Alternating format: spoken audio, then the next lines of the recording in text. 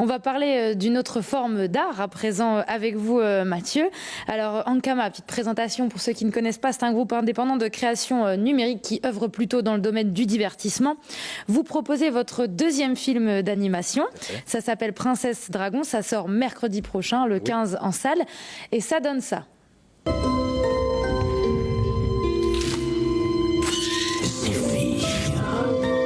Rock, accueillons à présent votre cadet. Mais c'est une humaine.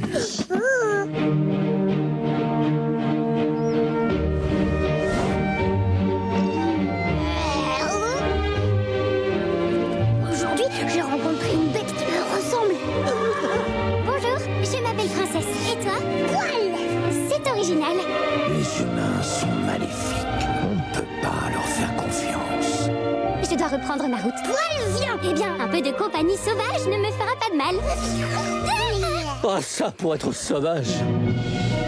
Où suis-je? Dans ma chambre. C'est doux, ça. Ici, il va falloir que tu fasses attention. Voilà de bien étranges manières.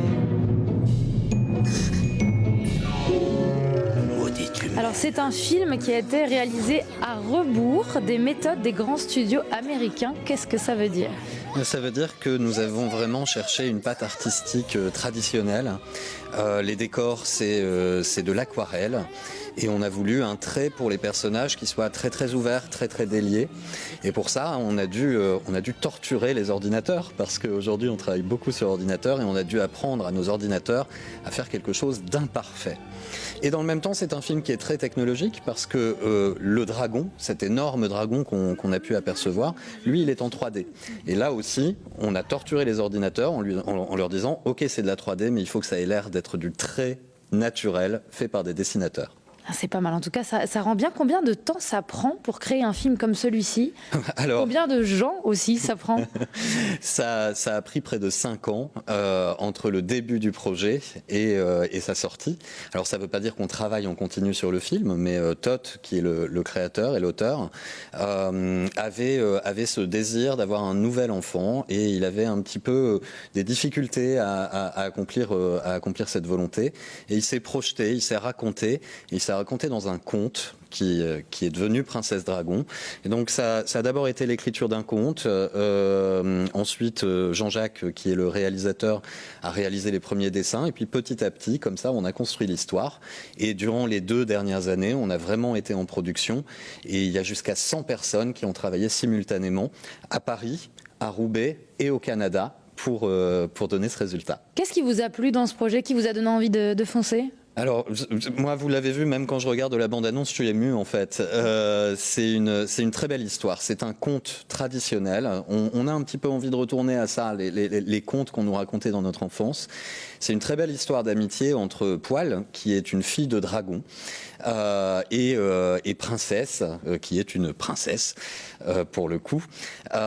L'histoire commence très simplement. Un dragon qui repose sur son trésor accumulé pendant des années se sent insatisfait, il ne sait pas vraiment pourquoi, et donc il va aller à la rencontre de la sorcenouille, qui est une sorcière grenouille, qui va lui dire moi j'ai une solution.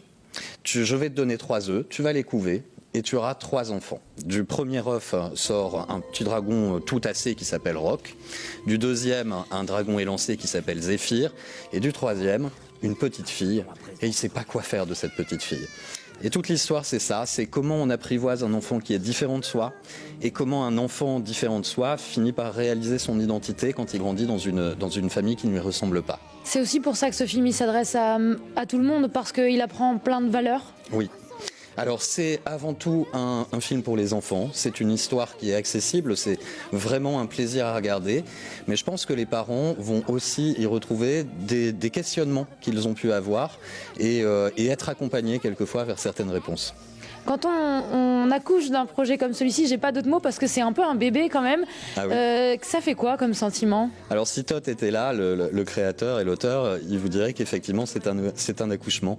Ça a été difficile, il y a eu des moments de doute, il y a eu des moments où il a fallu réécrire l'histoire, revoir les personnages, et lorsque ça arrive, maintenant il est fou de bonheur, mais il a surtout hâte que ça se retrouve en salle et que ça rencontre son public. Évidemment. On a eu les premières avant-premières, les réactions.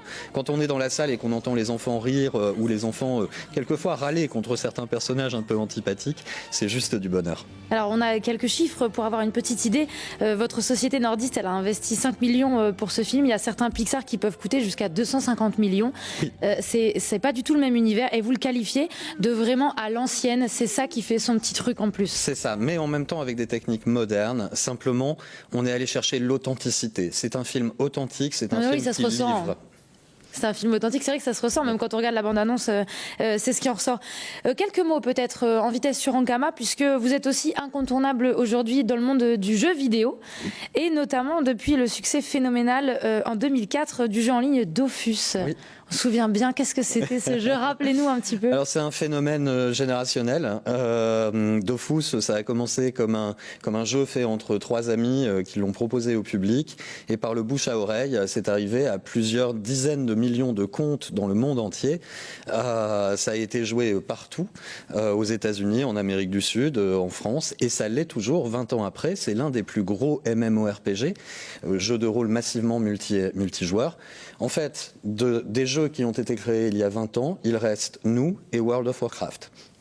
En tout cas, aujourd'hui, on peut dire que vous êtes vraiment transmédia, multimédia en tout cas. Oui, nous racontons des histoires sur des tas de canaux différents, jamais deux fois la même histoire, mais elles viennent toujours se compléter les unes les autres. Et ça, c'est important. En tout cas, on le rappelle, pour ce film, le deuxième d'Ankama, c'est Princesse Dragon. Ça sort en salle donc mercredi prochain.